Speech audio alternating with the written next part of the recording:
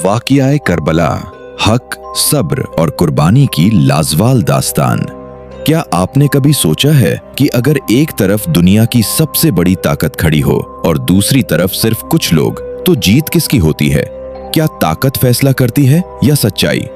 आज हम उस वाक़ये की बात करने जा रहे हैं जिसने न सिर्फ तारीख का रुख बदल दिया, बल्कि क़यामत तक आने वाली नस्लों के लिए ऐसा सबक छोड़ दिया जिसे भुलाना नामुमकिन है।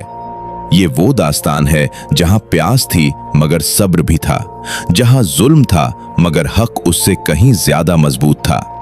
ये कहानी है नबी करीम सल्लल्लाहु अलैहि वसल्लम के नवासे, जिगर गोशाए रसूल इमाम हुसैन इब्ने अली की, जिन्होंने दुनिया को ये सिखाया कि सर कटाया जा सकता है मगर हक को झुकाया नहीं जा सकता। नबी करीम सल्लल्लाहु अलैहि वसल्लम के विसाल के बाद इस्लामी दुनिया ने कई दौर देखे।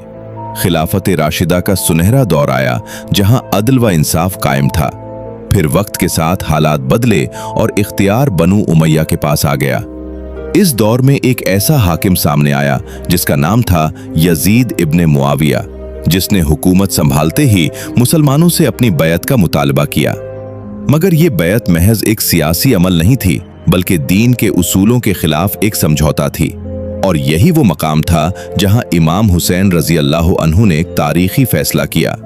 उन्होंने फरमाया कि मैं ऐसे शख्स की बैत नहीं कर सकता जो जुल्म और नाइंसाफी का नुमाइंदा हो। ये अल्फाज सिर्फ इनकार नहीं, बल्कि एक ऐलान थे कि हक कभी बातिल के सामने सर नहीं झुकाएगा। मदीना के हालात सख्त होते गए, खतरा बढ़ता गया, तो इमाम हुसैन रजी अल्लाह अन्हु ने मदीना छोड़ने का फैसला किया और मक्का की तरफ रवाना हो गए। उनके साथ उनका खानदान, बच्चे, खवातीन और कुछ वफादार साथी थे। मक्का में क़याम के दौरान कूफा के लोगों ने हजारों खुतूत भेजे, जिनमें उन्होंने इमाम हुसैन रजी अल्लाह अन्हु को दावत दी कि वो आएं और उनकी क़यादत करें। ये खुतूत उम्मीद की एक किरण थे, लेकिन हालात इतने सादे नहीं थे जितने नजर आ रहे थे। इमाम हुसैन रजी अल्लाह अन्हु ने कूफा जाने से पहले अपने चचाजाद भाई मुस्लिम बिन अकील रजी अल्लाह अन्हु को वहां भेजा ताकि हालात का जायजा लिया जा सके। शुरू में लोगों ने उनका साथ दिया, मगर जब यजीदी गवर्नर ने सख्ती की तो वही लोग पीछे हट गए। मुस्लिम बिन अकील को गिरफ्तार करके शहीद कर दिया गया और यूं उम्मीद की वो किरण अंधेरे में बदल गई। ये खबर इमाम हुसैन रजी अल्लाह अन्हु तक रास्ते में पहुंची। दिल चाहता तो वापस लौट जाते, जान बच सकती थी, मगर उन्होंने फरमाया कि हम हक के लिए निकले हैं और हक के रास्ते से पीछे नहीं हटेंगे।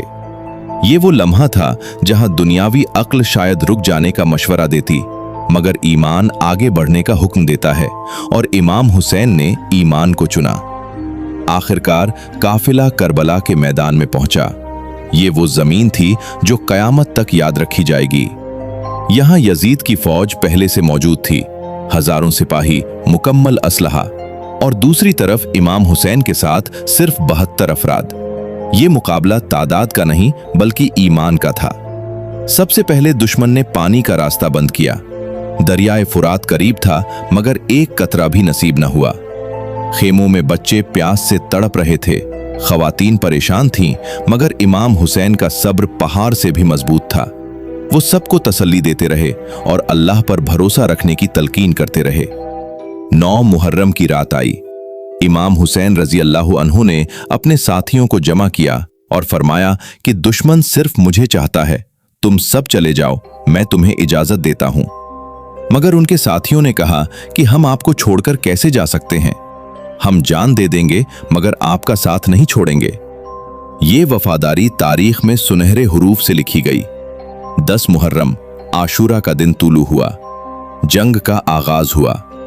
एक एक करके इमाम हुसैन रजी अल्लाह अन्हु के साथी मैदान में गए और शहीद होते गए।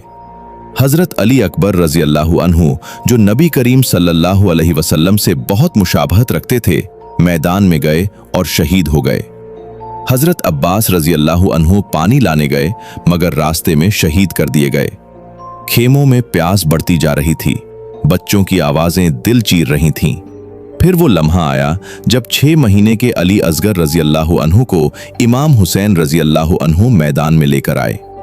उन्होंने दुश्मन से कहा कि अगर मुझ पर रहम नहीं